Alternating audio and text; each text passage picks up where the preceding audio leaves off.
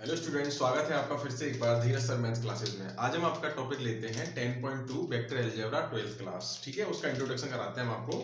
देखिए, सबसे पहले इसमें आपके एडिशन ऑफ वेक्टर की बात की जा रही है, जिसमें आपकी ट्रायंगल लॉ लगती है। ठीक है, यानी कि त्रिभुज के नियम लगते हैं उसमें। तो आपको ये बात समझनी होगी, बड़ा ही आसान तरीका है एडिशन करने का। देखिए, मान लीजिए कोई वेक्टर आपको दिया है, ये ए वेक्टर आपको इस तरीके से दिया हुआ है, और बी वेक्टर जो है, बी वेक्टर आपको इस तरीके से दिया हुआ है। तो आपको इन दोनों वेक्टर्स को मान लीजिए ऐड करने की बात कर रहा है वो। तो ट्रायंगल लॉ क्या कहती है, आपको पता है जब भी कोई ट्रायंगल बनता है इस तरीके से, जैसे हमने यहां से शुरुआत की, फिर यहां से ऐसे करके गए, यहां से वापस लौट के आए, तो यहां पर ये इनिशियल पॉइंट और आपका टर्मिनल पॉइंट दोनों एक ही हो जाएंगे। तो यहां पर जब इनिशियल पॉइंट और टर्मिनल पॉइंट एक ही हो जाते हैं और तीन साइड्स की बात करता है, इसी को हम ट्रायंगल लॉ कहते हैं।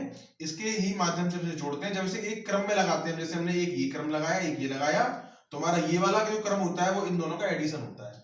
क्योंकि वो एडिशन कैसे होता है इसकी बात बताऊंगा मैं आपको, कैसे किस तरीके से उसका एडिशन होता है ट्रायंगल लॉ। क्योंकि जब इनिशियल पॉइंट और टर्मिनल पॉइंट एक ही है, तो आपका मतलब क्या होगा, इसका परिणाम ही जो है, इसका मैग्नीट्यूड जो है जुड़ने के बाद जीरो आएगा। वो जीरो कैसे आता है इसकी भी बात करते हैं हम। मान लीजिए आपको ए वेक्टर और बी वेक्टर इस तरीके से दिए गए, फिर आपसे कह रहा है कि आपको इसको दोनों वेक्टरों को ऐड करना है। तो देखिए, जो वेक्टर्स होते हैं उनको हम बिना उनकी डायरेक्शन चेंज करे कहीं पर भी उठाकर ले जा सकते हैं इधर से उधर। ये बात हम जानते हैं अच्छे से। वेक्टर की हमें डायरेक्शन चेंज नहीं करनी, मैग्नीट्यूड चेंज नहीं करना, लेकिन उन्हें हम एक जगह से दूसरी जगह पर उठा के ले जा सकते हैं। तो हम क्या करेंगे इसमें ही, इस सवाल में इसी प्रकार, हमें ए वेक्टर दिया हुआ है, हमने ए वेक्टर लिया, उसके बाद में बी वेक्टर की डायरेक्शन ये थी, तो बी वेक्टर को उठा के लेके आएंगे और इसके यहाँ पे इसको इस तरीके से बी वेक्टर लिख देंगे। तो इन दोनों को जो ऐड करने वाला वेक्टर होगा, ये इसकी डायरेक्शन इधर है, इसकी डायरेक्शन ऊपर है, इन दोनों को जो ऐड करने वाला वेक्टर है ये जो, तो ये आपका vector A vector plus B vector कहलाएगा। इन दोनों का एडिशन ये वाला वेक्टर कहलाएगा। ऐसा क्यों होता है इसको भी समझ लो। इनिशियल पॉइंट और टर्मिनल पॉइंट दोनों एक ही होते हैं। देखिए, इसकी डायरेक्शन ये है, इसकी डायरेक्शन ये है, तो ए प्लस बी की वेक्टर की डायरेक्शन ये होगी। किस प्रकार हम कह रहे हैं कि यही होगी, यही इसका एडिशन होगा। देखिए, मान लीजिए ये कोई ट्राइंगल है जिसमें ये ए, ये बी और ये सी पॉइंट है आपका। क्लियर। जब आप इसको इस तरीके से जोड़ते हो और इसको इस तरीके से जोड़ते हो, तो क्या होगा, आपने एक क्रम लगाया ए बी बी सी और सी ए की तरफ में, तो क्या होगा इसका मतलब A B plus B C plus C A, ये आपका जीरो होगा। क्यों होगा जीरो? क्योंकि हम इनिशियल पॉइंट से चले, डिस्प्लेसमेंट आपका जीरो हो गया ना। आपने यहां से यहां पहुंचे, यहां से यहां पहुंचे, वापस उसी जगह पर लौट के आ गए, जीरो हो गया। इस सीए को मैं उठा के उधर ले जाऊं तो क्या होगा, A B vector plus B C vector equal to minus के सी ए वेक्टर हो जाएगा। प्लस की संख्या माइनस में जाएगी। और जो वेक्टर्स होते हैं, ये माइनस सी ए का मतलब क्या है, इसकी डायरेक्शन ऐसे है, इसमें माइनस का मल्टीप्लाई कर दूं, डायरेक्शन उल्टी हो जाएगी इसकी। एसी की जगह सी ए की जगह क्या एसी हो जाएगा। ये बताया था मैंने आपको। नेगेटिव ऑफ ए वेक्टर क्या होता है, जब आपको ऋणात्मक वेक्टर निकालना पड़ता है तो उसकी डायरेक्शन चेंज करने, केवल हम डायरेक्शन चेंज करते हैं, मैग्नीट्यूड हमारा वही होता है। तो डायरेक्शन चेंज करते हैं तो इसका मतलब क्या होता है, माइनस लगा देते थे। अब ये पहले से माइनस है, यानी इसको मैं सीए की बजाय A B vector plus B C vector, इसको मैं ए सी वेक्टर लिख सकता हूं। क्योंकि कोई वेक्टर अगर मुझे ए सी मान लीजिए इस तरीके से दिया गया है, तो इसको ए सी वेक्टर लिखूंगा। जब मैं इसकी डायरेक्शन चेंज करूंगा इस तरीके से, तो क्या होगा, ए और सी था, तो वेक्टर की डायरेक्शन सी ए हुई, तो सी ए, लेकिन एरो तो इस तरीके से लगता है, बताया था मैंने आपको, वेक्टर का सिंबल यही होता है। तो जब सी ए लिखूंगा तो सी ए वेक्टर इस तरीके से माना जाएगा। तो ये ए सी वेक्टर, ये सी ए वेक्टर, ये ए सी का क्या है, अपोजिट ही तो है, डायरेक्शन ही तो अपोजिट है इसकी, बाकी सब तो सेम है, ए सी है। तो यानी कि ए सी वेक्टर की जब डायरेक्शन अपोजिट होगी तो वो सी ए हो जाएगा। यानी कि ए सी वेक्टर की डायरेक्शन चेंज करने पर क्या बनेगा, वो माइनस के ए सी वेक्टर बनेगा, और माइनस ए सी को ही तो हम सी ए कह रहे हैं। तो इसी आधार पर हम कह सकते हैं कि वेक्टरों की डायरेक्शन चेंज करने पर उसका साइन चेंज हो जाता है, पॉजिटिव नेगेटिव, नेगेटिव पॉजिटिव। तो जब ये नेगेटिव है तो ये पॉजिटिव हो गया सी से एसी बनाने पर। अब देखिए, तो था A B plus B C, ये बना क्या आपका एसी, इस तरीके से डायरेक्शन होगी इसकी। A B plus B C क्या बना, एसी बना। एसी क्या है, इन दोनों का सम ही तो है। एसी क्या है, इन दोनों का सम ही तो है, ए बी और बी सी का। यानी अगर ए बी ए वेक्टर है, बी सी बी वेक्टर है, तो एसी क्या होगा, तो एसी क्या होगा, इन दोनों का सम बनेगा, यानी ए वेक्टर प्लस बी वेक्टर ही तो बनेगा। यही आपकी ट्रायंगल लॉ होती है। ट्रायंगल लॉ में क्या होता है, इनिशियल पॉइंट से जाना शुरू करते हैं, टर्मिनल पॉइंट में वापस लौट के आ जाते हैं। यही आपका एडिशन ऑफ ए वेक्टर कहलाता है। क्लियर, इतनी बात समझ में आई आपके। अब मान लीजिए आपको माइनस करना होता किसी वेक्टर को, तो माइनस कैसे करते? मान लीजिए आपको दिया हुआ है एक ये ए वेक्टर, चलिए वेक्टर हम ये ले लेते हैं, ए वेक्टर और बी वेक्टर दे रखे हैं, आपसे कह रहा है आपको ए माइनस बी निकालना है, ए वेक्टर माइनस बी वेक्टर निकालना है। तो आप कैसे निकालोगे भाई? जब ए वेक्टर है, बी वेक्टर आपका पॉजिटिव है, अगर इसकी डायरेक्शन चेंज कर दूं तो नेगेटिव हो जाएगा, और अगर मैं ए प्लस माइनस के बी लिखूं तो इसका मतलब ए माइनस बी ही तो होगा, इसका मतलब ए माइनस बी ही तो होगा। तो क्यों ना इसकी डायरेक्शन चेंज कर दें, डायरेक्शन चेंज करने पर क्या होगा, ये इसकी डायरेक्शन यानी ऊपर जा रही तो नीचे हो जाएगी, यानी ये वेक्टर ऊपर की बजाय नीचे जाएगा, इस तरीके से बी वेक्टर, इसका मैग्नीट्यूड यानी परिमाण वही रहेगा, केवल डायरेक्शन चेंज होगी। तो ये नेगेटिव वेक्टर हो गया, तो इसको ऐड करने पर क्या बनेगा, A vector minus B vector. तो आप इस तरीके से अपना सब्ट्रैक्शन यानी कि माइनस यानी कि घटाना वेक्टर का निकाल सकते हो। ये हमने इसका जोड़ना सीखा था, यहाँ पे ये घटाना भी सीख लिया हमने, ठीक है। इससे आगे चलते हैं, पहले पॉज करके इन पॉइंटों को थोड़ा नोट कर लो, फिर मैं इससे आगे बताता हूँ और क्या करना है इसमें। देखिए आपके इसमें दो प्रॉपर्टी दे रखी है आपको, प्रॉपर्टी 1 यानी गुणधर्म 1 और गुणधर्म 2 प्रॉपर्टी 2। इसमें ये कह रहा है पहली प्रॉपर्टी है a plus B is equal to B plus A, यानी कि वेक्टर में जब हम एडिशन करते हैं तो आप a प्लस बी करिए या b प्लस ए करिए, आपका दोनों सेम रहेगा। इसे हम आपका पैरेललोग्राम वाली प्रॉपर्टी से प्रूव कर सकते हैं। दूसरा है इसको ही हम जो है कहते हैं कॉम्यूटेटिव प्रॉपर्टी या क्रम विनिमय गुण। दूसरा जो प्रॉपर्टी है आपकी वो है a प्लस बी प्लस सी, यानी पहले आप a प्लस बी को ऐड करिए फिर उसमें c ऐड कर दीजिए, या फिर पहले आप b प्लस सी को ऐड करिए फिर उसमें a ऐड कर दीजिए। दोनों को ऐड करने पर आपका जो है इक्वल आएगा, इसे कहते हैं हम एसोसिएटिव प्रॉपर्टी या साहचर्य गुण, ठीक है। इस तरीके से इनके नामों को जानते हैं। सबसे पहले हम पहले वाले को प्रूव करते हैं। मान लीजिए आपका एक वेक्टर ये था जिसको हम ए वेक्टर कह रहे हैं, इससे आपका पैरेललोग्राम बनेगा, तो उसको हम देख लेंगे कैसे बनेगा। दूसरा वेक्टर जो है आपका ये आपका है बी वेक्टर, आपने मान लिया, ठीक है, इस तरीके से। अब आपको ए प्लस बी करना है, तो आपको बताया था मैंने ये जो वेक्टर होते हैं डायरेक्शन सेम रहनी चाहिए, कहीं पे भी उठा के ले जा सकते हैं। जैसे ए वेक्टर हमने पहले ही बना लिया, ये आपका ए वेक्टर है, बी वेक्टर इस तरीके से था तो हमने ये बी वेक्टर बनाया, आपका ये आपका बी वेक्टर आ गया, इसकी डायरेक्शन ये रही, इसकी डायरेक्शन ये रही। आपने दोनों वेक्टरों को जोड़ दिया तो ए प्लस बी क्या होगा आपका, ये जो आपका बनेगा यहाँ पर यही तो आपका बनेगा A vector plus B vector, clear. या फिर मैं इसकी जगह क्या करता, बी प्लस ए का मतलब क्या है, पहले मैं आपका बी वेक्टर लेता, तो बी वेक्टर ये रहा, तो मैंने आपका बी वेक्टर ले लिया, मान लीजिए पहला इस तरीके से, ये मैंने आपका ले लिया बी वेक्टर, उसमें फिर मैं ए वेक्टर को ऐड करता, ए वेक्टर आपका इस तरीके से है तो फिर मैं उसमें ए वेक्टर को ऐड करता यहां से इस तरीके से, ये मैंने ले लिया आपका ए वेक्टर। तो क्या बी प्लस ए ऐड करके यही नहीं बनती क्या, बी वेक्टर प्लस ए वेक्टर। तो यही आपसे यहां से प्रूव होती है आपकी कॉम्यूटेटिव प्रॉपर्टी यानी कि क्रम विनिमय नियम, कि आप a प्लस बी निकाला तो भी यही वाली लाइन आई, आपने b प्लस ए निकाला तो भी यही वाली लाइन आई। अब चूंकि ये a आपस में पैरेलल होंगे और b भी आपस में पैरेलल होंगे तो ये पैरेललोग्राम भी बन गया। तो आपकी फर्स्ट प्रॉपर्टी जो है प्रूव हो गई कि a प्लस बी और b प्लस ए दोनों की दोनों सेम होते हैं। बात समझ में आई आपकी।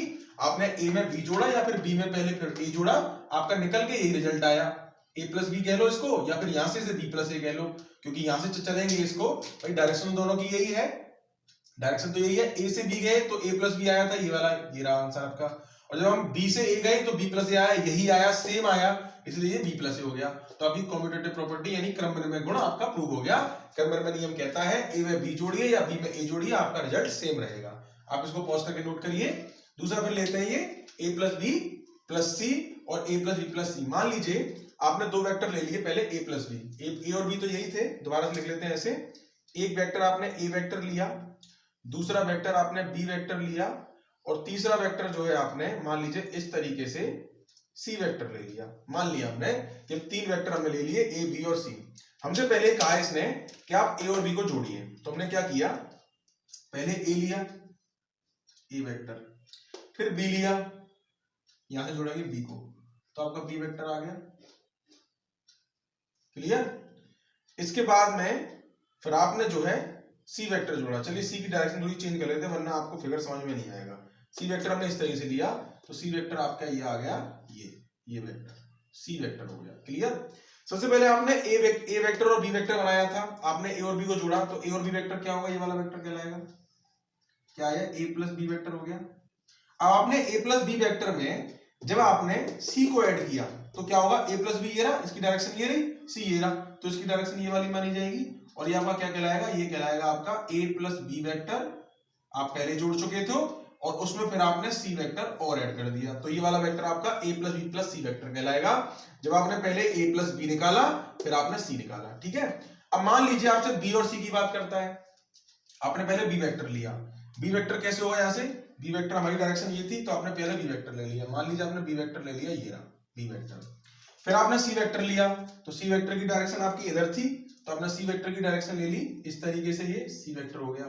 तो आपका b प्लस सी क्या होगा, b प्लस सी आपका यहां से निकलेगा ये इस तरीके से, b vector plus c vector. इसके बाद में आपने क्या किया है, a वेक्टर में इन दोनों को जोड़ा है, a वेक्टर में जोड़ा है, a पहले है आपका। जब a वेक्टर में आप इन दोनों को जोड़ोगे तो b प्लस सी जो है ये किस में जोड़ा गया है, a में जोड़ा गया, तो a इधर बनेगा आपका a वेक्टर बनेगा इस तरीके से, a वेक्टर और plus b plus C vector. तो a वेक्टर और b प्लस सी वेक्टर को ऐड करने पर क्या बनेगा, वापस से ये a plus b plus C vector बनेगा। सभी चीजें पैरेलल हैं, सब कुछ सेम है और आपका वेक्टर बन गया। देखिए आप ये इसके रिजल्टेंट को मत देखिए कि a प्लस बी इधर है यहाँ b, क्योंकि ये a प्लस बी था, यहाँ पे b प्लस सी, आप इसको देखिए, ये डायरेक्शन a, ये डायरेक्शन b, ये डायरेक्शन c और बाद में resultant a plus B plus C same आया, a प्लस बी वेक्टर और ये c वेक्टर के, क्लियर। तो आपका इस तरीके से ये answer a vector plus b plus c vector निकल आया। तो इस तरीके से आपकी दोनों प्रॉपर्टीज प्रूव हो गई कि गुणधर्म 1 और गुणधर्म 2 कि एसोसिएटिव प्रॉपर्टी लगाओ या कम्यूटेटिव लगाओ, वेक्टर के एडिशन में दोनों की दोनों सेम होते हैं, दोनों की दोनों प्रूव होते हैं। a प्लस बी में c जोड़िए या a में b प्लस c को ऐड करिए, दोनों आपके सेम आएंगे, ठीक है। आप इसको एक तरीके से और कर सकते थे, पहले आप a ड्रॉ करते, इसको भी बता देता हूं मैं कैसे करते हैं आप इसको। जैसे इसने कहा, जैसे हमने ये तो निकाल लिया a प्लस बी प्लस सी, पहले a प्लस बी निकाला उसमें c ऐड कर दिया। यहाँ पे पहले आप क्या करते, पहले a ड्रॉ करते, आपने a ड्रॉ किया, a वेक्टर आ गया। फिर आपने b प्लस सी ड्रॉ किया, तो पहले तो आपने b बनाया, फिर आपने c बनाया इस तरीके से c वेक्टर, और दोनों को ऐड कर दिया, ये आपका आ गया b vector plus c vector, इतना आ गया। अब आपसे कहा गया a में b प्लस सी जोड़ना है, यानी a में ये b प्लस सी जोड़ना है, तो a वेक्टर और b वेक्टर में ऐड करेंगे तो ये वाली प्रॉपर्टी तो बनेगी, a vector plus b plus c vector, और आपका आंसर निकल आएगा। सेम रिजल्टेंट यही आएगा, हर बार आपका यही आएगा। तो आपकी जो प्रॉपर्टी थी, प्रॉपर्टी 1 प्रॉपर्टी 2 दोनों की दोनों प्रूव हो चुकी है। तो इस बात को याद रखना है आपको कि ये कम्यूटेटिव लॉ और एसोसिएटिव लॉ दोनों को फॉलो करती है, ठीक है। चलिए इसको नोट करिए पॉज करके, फिर आगे चलते हैं। जो हमारा इसका मैग्नीट्यूड 2 यूनिट था, वो हाफ का मल्टीप्लाई करने पर 2 × 1/2 1 यूनिट हो गया। तो हमने इसका क्या किया, एक इसका जो स्केल था वो 1 यूनिट ले लिया। इसके बाद में अगर मैं इसमें 2 का मल्टीप्लाई करता तो 2 का मल्टीप्लाई करने पर ये 2 यूनिट था, तो 2 यूनिट में जब 2 का मल्टीप्लाई करूंगा 4 बनेगा, तो मेरे 4 स्केल बनेंगे। यहाँ पे 4 आपकी यूनिट, आपकी कुछ भी हो, सेंटीमीटर या कुछ भी हो, वो इसका जो 2 था तो ये 2 का मल्टीप्लाई करने पर 4 आपके क्या बन गए, ये ब्लॉक बन गए, या आप इसको स्केल की तरह ले सकते हो, ये 1 2 3 4, ठीक है। अगर मैं इसका हाफ नेगेटिव का मल्टीप्लाई करता, मैं इसमें हाफ नेगेटिव का मल्टीप्लाई करें, नेगेटिव से हाफ तो हो जाता है ये, लेकिन नेगेटिव की वजह से इसकी डायरेक्शन चेंज हो जाती, डायरेक्शन चेंज हो जाती। यहाँ पे ऐसे ही मैंने -2 का मल्टीप्लाई किया तो 2 टाइम्स तो हो गया, ये 2 आपके यूनिट थी यहाँ पे, और इसके बाद में इसका जब 2 का मल्टीप्लाई किया मैंने तो 4 यूनिट बनी, लेकिन माइनस का चिन्ह लगाने पर क्या हुआ, उसकी डायरेक्शन चेंज हो गई। तो इस तरीके से हम स्केलर का गुणा करने पर अगर पॉजिटिव साइन का ही मल्टीप्लाई कर रहे हैं तो उसकी डायरेक्शन सेम रहेगी, केवल उसका जो स्केल है या उसकी जो यूनिट है मैग्नीट्यूड की, जो उसका मैग्नीट्यूड है वो चेंज हो जाएगा। लेकिन अगर हमने उसमें उसके साथ में माइनस साइन का भी मल्टीप्लाई कर दिया तो क्या होगा, मैग्नीट्यूड तो चेंज होगा ही होगा, साथ में उसकी डायरेक्शन उसकी अपोजिट हो जाएगी। डायरेक्शन चेंज होने का मतलब ये नहीं है कि जैसे लेफ्ट की बजाय वो, लेफ्ट मतलब ईस्ट की बजाय वो नॉर्थ में जाना शुरू कर दे, या वेस्ट की बजाय वो साउथ में जाना शुरू कर दे।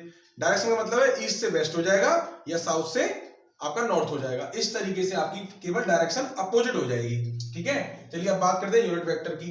देखिए यूनिट वेक्टर मैंने आपको समझाया था कि यूनिट वेक्टर, कोई भी वेक्टर जो होता है उसको यूनिट वेक्टर जब कहते हैं तो उसके ऊपर कैप लगा देते हैं, ये यूनिट वेक्टर पहचान करने का सिंबल होता है।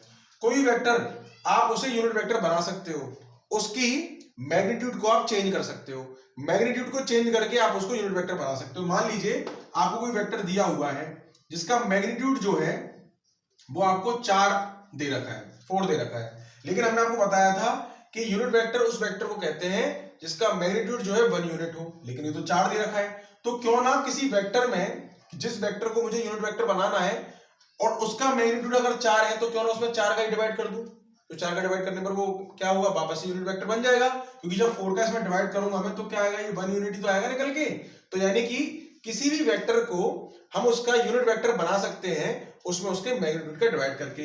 उसी से हमारा ए वेक्टर जो होता है उसका जब यूनिट वेक्टर निकालना होता है तो फॉर्मूला बनता है ए वेक्टर अपॉन ए वेक्टर का मॉड्यूलस, या जिसे कहते हैं हम इसका मैग्नीट्यूड। ये मैग्नीट्यूड निकालने का तरीका होता है, पोजीशन ऑफ वेक्टर का मैग्नीट्यूड हम निकाल सकते हैं इस तरीके से। कोई वेक्टर दे रखा है, जैसे पोजीशन वेक्टर है, इसका मैग्नीट्यूड कैसे निकलेगा, इसके ए वेक्टर का मोड निकालकर। अब ये मोड क्या होता है, कैसे निकालते हैं, इसको मैं समझाता हूं आपको पोजीशन ऑफ ए वेक्टर के रूप में, ठीक है।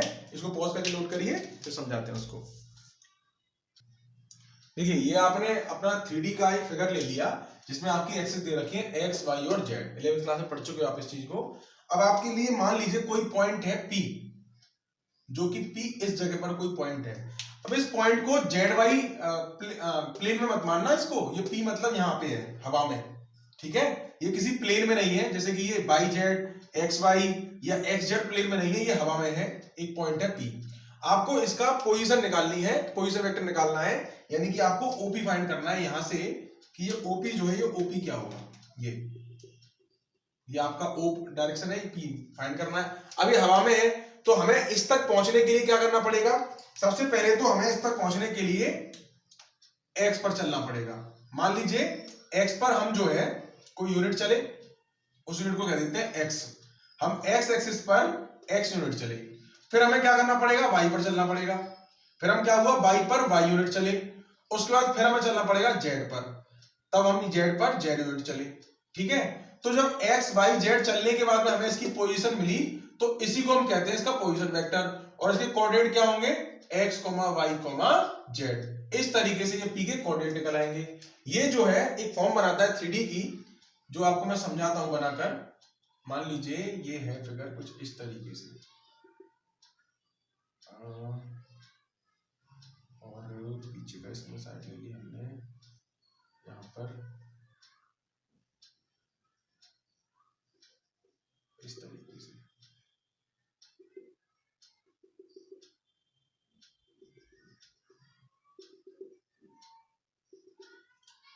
इस तरीके से ये फिगर बन गया आपका। यहाँ पर ये P पॉइंट जो है वो इस जगह पर है, ठीक है। ये वाला पॉइंट जो है P है। तो क्या आपको ये डायगोनल फॉर्म नहीं हो रही, डायगोनल आपको दिखाई नहीं दे रही है, जो हम 10th क्लास में पढ़ते थे, 9th में पढ़ते थे, कोई क्यूब हो या क्यूबॉइड हो उसकी डायगोनल कैसे निकलती थी। तो ओपी जो है क्या होगा, इसकी डायगोनल तो होगी। इसी से आपके डायरेक्शन कोसाइन जुड़े हुए हैं, उसको हम नेक्स्ट वीडियो में जब जरूरत पड़ेगी उसको तो बताएंगे। अभी ओपी जो है क्या ये एक ऐसा वेक्टर नहीं बन गया जो कि एक डायगोनल को फॉर्म कर रहा है। देखिए ये एक आपका प्लेन हो गया, ये दूसरा प्लेन हो गया, ये तीसरा प्लेन हो गया, ऐसे करके आपके इसमें 6 प्लेन बनेंगे। तो 6 प्लेन में ये ओपी एक डायगोनल की तरह व्यवहार करेगा। और आपको दिख रहा है जब आपको इसके कोऑर्डिनेट पता है एक्स वाई जेड, और आप ओ के कोऑर्डिनेट जानते हो 0 0 0, तो जब आप इसमें डिस्टेंस फॉर्मूला लगाओगे 3D के अंदर तो आपका ओपी जो वेक्टर है उसका जो मैग्नीट्यूड है आपको क्या मिलेगा, मैग्नीट्यूड को हम ये दोनों तरफ में मॉड लगा के या फिर केवल ओपी लिखकर भी शो कर सकते हैं। जैसे कि अगर आपको ए वेक्टर का मॉडुलस निकालना है तो आपको केवल उसे ए कह सकते हो, ये आपका मैग्नीट्यूड ही कहलाता है। अब ओपी वेक्टर जो है इसका मैग्नीट्यूड निकालेंगे तो क्या निकलेगा, रूट में x1 माइनस x2 का स्क्वायर या x2 माइनस x1 का स्क्वायर, क्या होगा x माइनस 0 का स्क्वायर प्लस y माइनस 0 का स्क्वायर प्लस z माइनस 0 का स्क्वायर। इस तरीके से आप x square plus Y square plus Z square अपना ये पोजीशन वेक्टर का मैग्नीट्यूड निकाल सकते हो, ठीक है। अभी मैग्नीट्यूड निकालना आ गया आपको। इसी तरीके से हम जो है किसी भी वेक्टर का मैग्नीट्यूड निकाल सकते हैं। अब बात समझिए, वेक्टरों को लिखने का तरीका क्या होता है, इनको हम x y z को ही हम i j और k कंपोनेंट्स के रूप में ले लेते हैं। अभी आपको कंपोनेंट समझाएंगे तब बताते हैं कि होते क्या है कंपोनेंट्स, ठीक है। इसको पॉज करके नोट करिए। पोजीशन वेक्टर आपका ये ओपी हो गया, और उसमें आपके पोजीशन वेक्टर के साथ में उस पोजीशन वेक्टर के आपका मैग्नीट्यूड निकल आया जो X square Y square Z square इस तरीके से निकला है। अब ये मैग्नीट्यूड से कैसे रिलेटेड है, सॉरी ये आपके कंपोनेंट से कैसे रिलेटेड है इसको समझाते हैं अभी। क्लियर, पॉज करके नोट करिए इसे। देखिए अब कंपोनेंट ऑफ ए वेक्टर की बात करते हैं, यानी कि सदिशों के घटक की बात करते हैं। हम ज्यादा डीपली नहीं जा रहे, एग्जाम आपके पास में है इसलिए हम जल्दी से समझा देते हैं कि ये करना क्या है आपको इस चैप्टर में, इस एक्सरसाइज में करना क्या है वास्तव में। देखिए घटक क्या होते हैं, यानी कि कंपोनेंट क्या होते हैं। जो यहाँ पे एक्स वाई और जेड आपको दिखाई दे रहे हैं, इनको हम इसके अदिश यानी कि स्केलर कंपोनेंट कहते हैं। और पूरा एक्स आई वाई जे और जेड के जो होता है, इसको हम इसका सदिश यानी वेक्टर कंपोनेंट कहते हैं। ठीक है, केवल इतना सा ही है। मैं आपको फिगर से भी समझा सकता था, लेकिन अभी इतना टाइम भी नहीं है आपके पास में, हमें जल्दी से एक्सरसाइज करनी है, आपका पेपर जो है करीब ही है, इसीलिए जल्दी से तो समझते हैं कि कंपोनेंट की बात करेगा। अगर स्केलर की बात कर रहा है, स्केलर की बात कर रहा है तो क्या करेंगे, आप केवल एक्स वाई जेड को लेंगे। और जब वो वेक्टर की बात करेगा तो वेक्टर में आपके एक्स आई वाई जे और जेड के तीनों आपके वेक्टर कंपोनेंट यानी कि सदिश घटक कहलाएंगे। ठीक है, अब देखिए इसमें जो हम ए वेक्टर का मॉडुलस की बात कर रहे थे, तो हम डायरेक्ट जो है ए वेक्टर का मॉडुलस निकालते हैं। ये एक्स आई वाई जे उसी तरीके से बना था, फिगर से हमने जो पॉइंट पी लिया था, अभी आपको समझाया था, उसी हिसाब से जब ए वेक्टर की मैं मॉडुलस की बात करता हूं, यानी कि इसके मैग्नीट्यूड यानी परिमाण की बात करता हूं, तो हम क्या करेंगे, आई जे और के इनके जो कंपोनेंट्स हैं स्केलर कंपोनेंट, उनको हम स्क्वायर करके ऐड कर देंगे, X square plus Y square plus Z square, और आपको अपना मैग्नीट्यूड हमेशा मिल जाएगा। ठीक है, चलिए ये हो गई आपके कंपोनेंट की बात, कंपोनेंट क्या होते हैं। अब आपकी एग्जांपल्स की बात करते हैं कि इसमें एग्जांपल क्या है, किस तरीके से करने हैं हमें सॉल्व, और इस एक्सरसाइज को जल्दी से फिनिश करते हैं क्योंकि टाइम समय हमारे पास बहुत कम बचा है एग्जाम के लिए। देखिए आपके एग्जांपल 4 और एग्जांपल 5 आपकी स्क्रीन पर देखिए आप, आपको पहला एग्जांपल 4 जो है समझाया गया है। इसमें कहा गया है, एग्जांपल 4 पढ़ते हैं हम, कि find the values of X Y and Z so that the vectors X I 2j and Z K and B equal to 2i by J and K are equal. जब इसने दोनों वेक्टर्स के equal होने की बात करी है, तो हम ये जानते हैं कि जब दो वेक्टर्स के इक्वल होने की बात कर रहा है तो वेक्टर के सारे कंपोनेंट सेम होंगे, डायरेक्शन सेम होगी, मैग्नीट्यूड सेम होगा, तो उसी को लगा देते हैं हम, हमें कुछ इसमें करने की एक्स्ट्रा कुछ जरूरत ही नहीं है।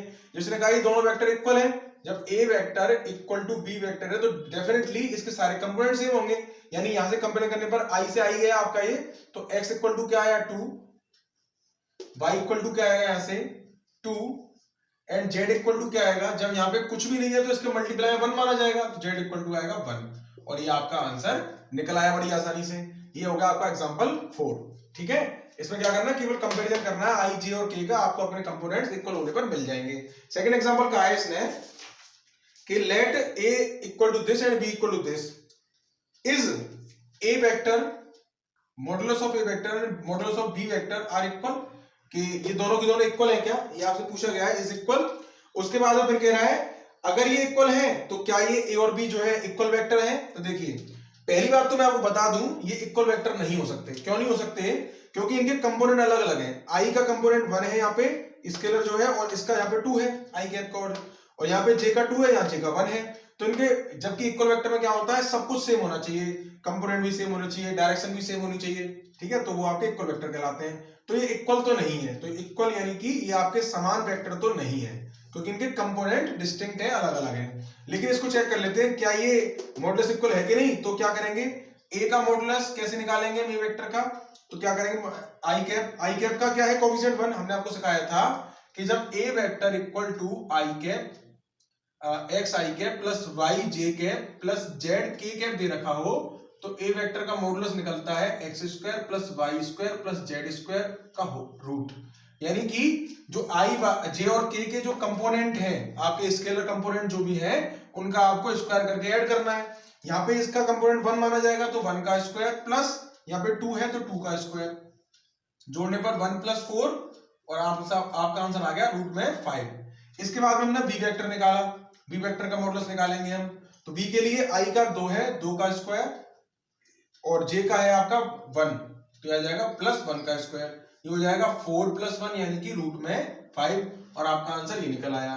दोनों के दोनों सेम आ रहे हैं, तो हम कह सकते हैं ए वेक्टर का मॉड जो है वो इक्वल है बी वेक्टर के। यस, दिस इज राइट, ये सही है, बट इक्वल नहीं हो सकते। क्लियर, नेक्स्ट एग्जांपल करते हैं, चलिए नोट करिए पॉज करके इसे।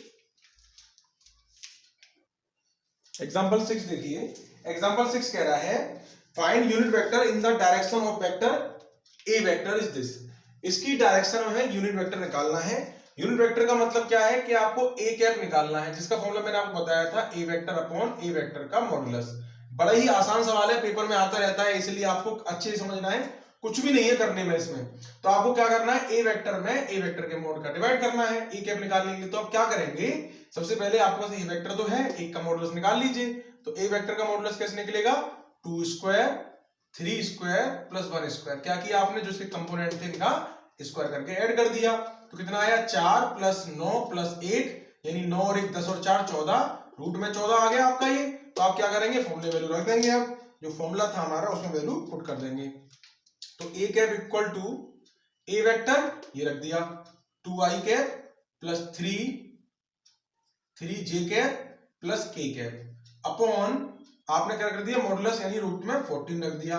अब 14 को सबके नीचे रख दीजिए आप। तो क्या होगा, 2 अपॉन 14 रूट 14 आई कैप प्लस 3 अपॉन रूट 14 जे कैप प्लस 1 अपॉन रूट 14 के कैप। और आप इसको, और ये आपका यूनिट वेक्टर बन गया इन the direction of A vector. ठीक है, आप इसका अगर आप इसका मैग्नीट्यूड निकालोगे तो 1 आएगा। ओके, यही आपका यूनिट वेक्टर है। पॉज करके नोट करिए, नेक्स्ट एग्जांपल करते हैं। एग्जांपल 7 देखते हैं। देखिए एग्जांपल 7 कह रहा है, find A vector in the direction of A vector that has magnitude 7 unit. ये 7 यूनिट मैग्नीट्यूड की बात कर रहा है, 7 यूनिट की। ठीक है, तो इस बात को समझो अच्छे से। जब भी आपसे ये 7 यूनिट 5 यूनिट या किसी यूनिट के वेक्टर की बात करें तो सबसे पहले आपका काम होता है यूनिट वेक्टर निकालना। क्योंकि आप यूनिट वेक्टर निकालने के बाद में 7 मैग्नीट्यूड पूछे, 6 मैग्नीट्यूड पूछे या कोई और मैग्नीट्यूड पूछे, बड़ी आसानी से निकाल सकते हो। कैसे, सबसे पहले आपने क्या करना है, इसका यूनिट वेक्टर निकालना है। तो ए वेक्टर का पहले आप निकालेंगे मॉडुलस, जो क्या आएगा 1 का स्क्वायर प्लस माइनस के 2 का स्क्वायर। इस तरीके से आएगा, 1 का स्क्वायर फिर माइनस 2 का स्क्वायर, ये आएगा 1 प्लस 4, इट मींस आपका ये रूट में 5 आ गया। तो आपका यूनिट वेक्टर क्या कहलाएगा, unit vector equal to A vector upon A का मॉडुलस यानी कि मैग्नीट्यूड। तो ए वेक्टर था आपका आई कैप माइनस के 2 जे कैप अपॉन रूट 5 रख दिया हमने, इसकी वैल्यू रख दी उठा के। इसको हम अलग अलग कर सकते हैं, 1 अपॉन रूट 5 आई कैप माइनस 2 अपॉन रूट 5 जे कैप। इस तरीके से लिख सकते हैं। ये हमारा यूनिट वेक्टर निकल आया। अब जब यूनिट वेक्टर आ गया, यानी कि जिसका मैग्नीट्यूड 1 ही है, यूनिट वेक्टर का मतलब जिसका मैग्नीट्यूड 1 है, तो मैग्नीट्यूड 1 है और आपको 7 यूनिट का बनाना है, तो 1 में 7 का मल्टीप्लाई करने पर वो 7 यूनिट का बन जाएगा। इसीलिए हमने यूनिट वेक्टर निकाला सबसे पहले 1 यूनिट का। अब यूनिट वेक्टर निकल गया हमारे पास में, तो इसमें 7 का मल्टीप्लाई करने पर हमारा जो वेक्टर हमें चाहिए वो मिल जाएगा। यानी ए कैप में अगर मैं 7 का मल्टीप्लाई कर दूं तो जो मेरा वेक्टर बनेगा उसका मैग्नीट्यूड 7 यूनिट होगा। तो क्या होगा, 7 अपॉन रूट 5 आई कैप माइनस 7 2 14 अपॉन रूट 5 और ये जे कैप। और यही आपका रिक्वायर्ड आंसर है जो उसने पूछा था। एक वेक्टर डायरेक्शन, मतलब इसकी डायरेक्शन में एक ऐसा वेक्टर जिसका मैग्नीट्यूड 7 यूनिट हो, यही आपका रिक्वायर्ड आंसर है। ओके, पॉज करके नोट करिए इसे। नेक्स्ट एग्जांपल देखिए, ये कह रहा है find the unit vector in the direction of sum of the vectors, यानी कि ए और बी के सम यानी योगफल के अनुदिश हमें मात्रक सदिश निकालना है, यानी यूनिट वेक्टर निकालना है इसके सम के डायरेक्शन में। तो देखिए सबसे पहले आपको इसका सम करना पड़ेगा। तो A vector plus B vector का जब हम सम करेंगे तो क्या करेंगे, इन दोनों को ऐड करेंगे। तो आई वाले एक साथ, जे वाले एक साथ और के वाले एक साथ। 2 आई कैप प्लस 2 आई कैप हमने इन दोनों को ऐड कर दिया, प्लस 2 जे कैप और प्लस के जे कैप हमने इसको भी अलग ऐड कर दिया, फिर प्लस माइनस के 5 के कैप और प्लस के 3 के कैप हमने इन दोनों को भी ऐड कर दिया। आई वाले एक तरफ ले लिए, जे वाले एक तरफ ले लिए और के वाले एक तरफ ले लिए। ये हो गया 2i यानी कि 4 आई कैप प्लस 2 जे यानी कि 3 जे कैप, और ये 5 में से 3 गया -2 तो माइनस के 2 के कैप, क्योंकि प्लस माइनस माइनस हो जाएगा। ये आपका ए वेक्टर प्लस बी वेक्टर आ गया, इसको मैंने सी वेक्टर मान लिया, कोई नया वेक्टर मान लिया सपोज करके। अब इसका यूनिट वेक्टर निकालना, क्योंकि उसने सम के लिए बोला था। तो सी वेक्टर का यूनिट वेक्टर क्या होगा, पहले सी वेक्टर का हमें क्या निकालना पड़ेगा, मॉडुलस। तो क्या होगा 4 का square 3 square minus plus minus 2 square root में, इससे बनेगा 4 चौक 16 प्लस 3 दिया 9 प्लस 2 दूनी 4। क्या किया, कंपोनेंट लेके उनका स्क्वायर करके जोड़ दिया। 16 और 9 25 और 4 29, तो रूट 29 आ गया। तो आपका सी वेक्टर, उसका यूनिट वेक्टर क्या होगा, C vector upon C vector का मॉडुलस यानी कि मैग्नीट्यूड। तो सी वेक्टर कितना था हमारा, ये था 4i plus 3j minus 2k। और हम अभी जानते हैं, अभी हम सब में करते आ रहे हैं कि जो डिवाइड होता है सब में डिवाइड करना पड़ता है, तो एक साथ में लिख लीजिए या डायरेक्ट सब में डिवाइड कर दीजिए। तो रूट 29 और रूट 29, ये आपका क्या हुआ, यूनिट वेक्टर आ गया किसकी डायरेक्शन में, a प्लस बी की डायरेक्शन में, जो a प्लस बी को हमने c माना था, और यही आपका रिक्वायर्ड आंसर है जो आपसे पूछा गया था। ठीक है, नेक्स्ट एग्जांपल करते हैं। देखिए नेक्स्ट एग्जांपल जो है उसे समझाने के लिए हमें आपको पहले डायरेक्शन कोसाइन और डायरेक्शन रेशियोज को समझाना होगा। तो उसके लिए हम आपसे नेक्स्ट वीडियो में मिलते हैं। हमने स्टार्टिंग में आपको जो बेसिक समझाया था 10.2 का, वो हमने ज्यादा डीपली नहीं समझाया है क्योंकि आपके एग्जाम पास में है, तो इसलिए आप जो है एग्जाम्पल्स पर, उसके जिस तरीके से हम एग्जाम्पल्स को करा रहे हैं उस पर फोकस करिए, ताकि आप एग्जाम्पल्स के थ्रू आप क्वेश्चंस को भी आसानी से कर सकें। और मिलते हैं आपसे नेक्स्ट वीडियो में आगे के एग्जाम्पल और डायरेक्शन कोसाइन डायरेक्शन रेशियोज के साथ, फिर आपकी एक्सरसाइज करेंगे। Okay, thank you.